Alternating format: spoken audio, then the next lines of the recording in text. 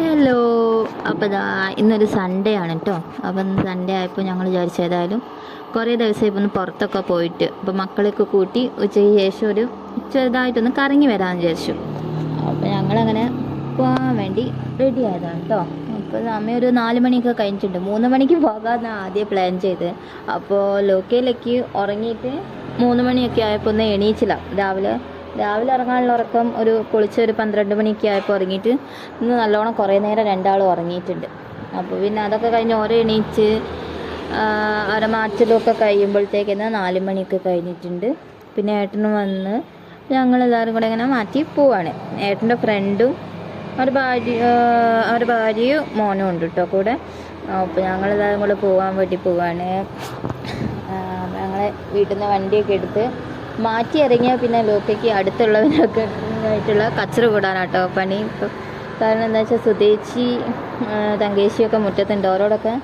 ഓരോ ആരെയും കൂട്ടൂല, ലോക്ക ഒറ്റയ്ക്ക് പോവുകയാണെന്ന് പറയുന്ന ആണ് കാണുന്നതൊക്കെ ആദ്യം തന്നെ. കാരണം മൂപ്പര് അങ്ങോട്ട് കയറിക്കോ പോണ്ടെന്നൊക്കെ പറയൂ. അപ്പോൾ അതൊന്നും പറ്റൂല, വാശി പിടിച്ച് കളിക്കുന്നതൊക്കെയാണ്. അതെപ്പോഴും അങ്ങനെ തന്നെയാണ്. പിന്നെ ഒരു വാച്ച് കൈ കെട്ടിയാൽ പിന്നെ കൈ താത്തൂല, കൈ എപ്പോഴും പൊന്തിച്ചും കൊണ്ടാണ്.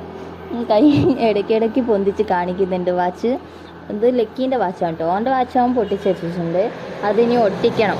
രണ്ടാൾക്കും വാച്ച് വാങ്ങിയ ലക്കീൻ്റെത് ഇപ്പോൾ മൂപ്പര് കെട്ടാണ്. ലോക്കേൻ്റെത് മൂപ്പര് ഒരു 2 തിരിക്കൽ തിരിച്ച് ഒരു സൈഡിൽ നിന്ന് ഒരു പിടിച്ച് വലിക്കലും കഴിഞ്ഞ് അതിനിപ്പോൾ ഒട്ടിക്കണം. അപ്പോൾ ഞങ്ങൾ പോവുകയാണ്. ഞങ്ങൾ പോയി ഇനിയിപ്പോൾ പെട്രോൾ അടിക്കാനുണ്ട്. അപ്പോൾ എലത്തൂർ പമ്പിലേക്ക് പോവുകയാണ്. ഇവിടുന്ന് നേരെ തന്നെയാണ് പോകുന്നത്, അതുകൊണ്ട് ഇനിയിപ്പോൾ വളച്ചു പോകേണ്ട ആവശ്യമൊന്നുമില്ല. ഞങ്ങൾ പെട്രോൾ അടിച്ചിട്ട് വരാം. അപ്പോൾ ഞങ്ങൾ ഇവിടുന്ന് പെട്രോളൊക്കെ അടിച്ച് പുറത്തേക്ക് ഇറങ്ങി കുറച്ച് മുന്നോട്ട് പോയി അവിടെ ഒരു 2 മിനിറ്റ് കാത്ത് നിൽക്കുമ്പോഴത്തേക്ക് തന്നെ കുട്ടാസേട്ടനും ഋഷിയേശിയൊക്കെ എത്തിയിട്ടുണ്ടായിരുന്നു. പിന്നെ ഞങ്ങൾ 4 ആളും കൂടെ ഇങ്ങനെ പോകുകയാണ്. ലോക്കേനെ ഇപ്പോൾ കുറേ ആയി പുറത്തേക്കൊക്കെ കൊണ്ടുപോയിട്ട്. അപ്പോൾ ലോക്കേൻ്റെ കഥ എന്തായിരിക്കും കണ്ടറിയണം. കാരണം ഇപ്പോൾ തീരെ പറഞ്ഞാലൊന്നും കേൾക്കാണ്ടായിട്ടുണ്ട്, വെറും കുരുത്തക്കേട് മാത്രമായിട്ടുണ്ട്. അപ്പോൾ ഓര് ഞങ്ങളെ മുന്നിൽ പോകുന്നുണ്ട് കേട്ടോ.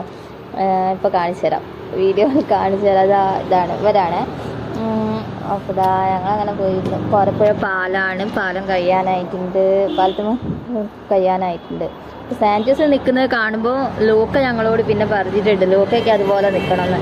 തൽക്കാലം ഇപ്പോൾ ലോക്ക മുന്നിലാണല്ലോ ഇരിക്കുന്നത്, കാരണം ബാക്കിൽ ലക്കിയുണ്ട്. അപ്പോൾ 2 ആളെയും ബാക്കിൽ വെച്ചിട്ട് അങ്ങനെ പോകാൻ ബുദ്ധിമുട്ടായതുകൊണ്ട് തന്നെ മൂപ്പർ മുന്നിലാണ് ഇരിക്കുന്നത്. മൂപ്പർക്ക് അതുപോലെ നിൽക്കണം എന്നൊക്കെ ഉണ്ട്, പക്ഷെ പേടിയാണ്. ലോക്കയ്ക്ക് എല്ലാത്തിനും പേടിയാണ്. ലക്കിക്ക് പിന്നെ അങ്ങനെ പേടിയൊന്നുമില്ല. എല്ലാത്തിൻ്റെ മുകളിലും പാഞ്ഞൊക്കെ കയറുകയൊക്കെ ചെയ്യും. ലക്കിയാണ് ലൂക്കനെയും കൂടെ ജനലിൻ്റെ മുകളിലൊക്കെ കയറാൻ പഠിപ്പിച്ചതെന്ന് വേണേൽ പറയാം.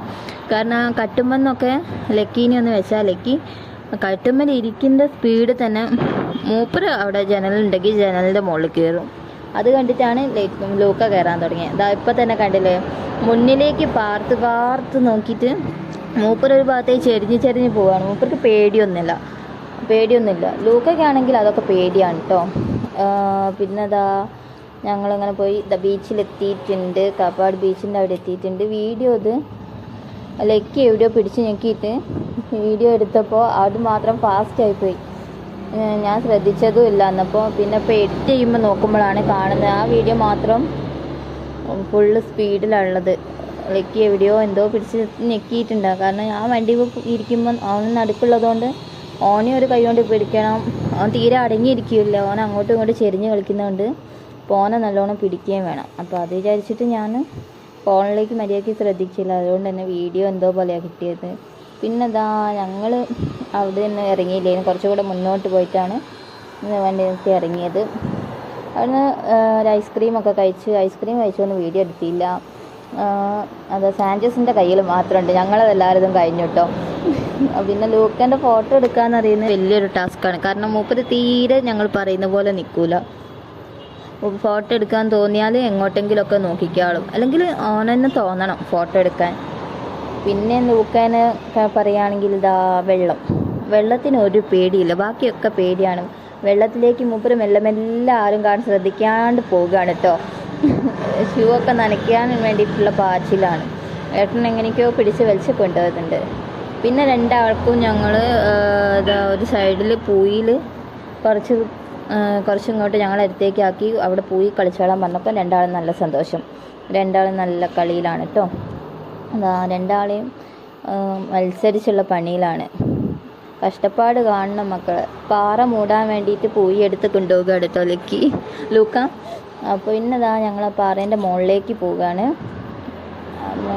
നടക്കുകയാണ്. ഞാൻ ലൂക്കൻ്റെ കയ്യും പിടിച്ചാണ് നടക്കുന്നത്. അതുകൊണ്ട് തന്നെ വീഡിയോ ഒക്കെ എങ്ങനെയൊക്കെയോ ആണ് പോകുന്നത്. കാരണം ലക്കീനെ ഏട്ടനാണ് എടുത്തത്. അപ്പോൾ ലൂക്കനെ ഞാൻ കൈ പിടിച്ച് കൊണ്ടുപോവുകയാണ്. ലക്കി ഇതാ ഏട്ടൻ്റെ തലയിലുള്ളത്. ലൂക്കനെ അതുപോലെ എടുത്ത് കൊണ്ടുപോകണം വിചാരിച്ചാൽ നടക്കൂല എന്ന് വിചാരിച്ചാൽ ഞാൻ കൈ പിടിച്ചാൽ വീഡിയോ എടുക്കാൻ. പക്ഷേ എന്താ പറയുക, പകുതി എത്തിയപ്പോൾ ഞാൻ എടുക്കുക തന്നെ ചെയ്തു. കാരണം അവൻ നടന്നിട്ട് കയറുന്നില്ല. മുകളിലെത്തിയപ്പോഴും ചാൻസസ് പോയി കണ്ടുപിടിച്ചിട്ടുണ്ട് കേട്ടോ അവന് കളിക്കാൻ. അപ്പോൾ അത് കണ്ടേരം ലൂക്കി അങ്ങോട്ട് പോകുന്നുണ്ട്. പോയി കണ്ടാൽ പിന്നെ പിള്ളേർക്ക് വേറെ ഒന്നും വേണ്ട. പിള്ളേർ ഇവിടെ കാര്യമായിട്ട് വരുന്നത് തന്നെ പോയി കളിക്കാനാണെന്നാണ് തോന്നുന്നത്. രണ്ടാളും മത്സരിച്ച് വാരുന്നുണ്ട് അങ്ങോട്ടും ഇങ്ങോട്ടും.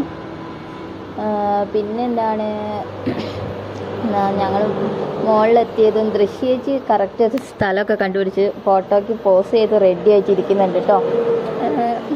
നല്ലോണം പോസ് ചെയ്തിരിക്കുന്നുണ്ട്. പിന്നെ ലക്കീനെ ഏട്ടൻ താഴെ അങ്ങോട്ട് വെച്ച് കൊടുത്ത്.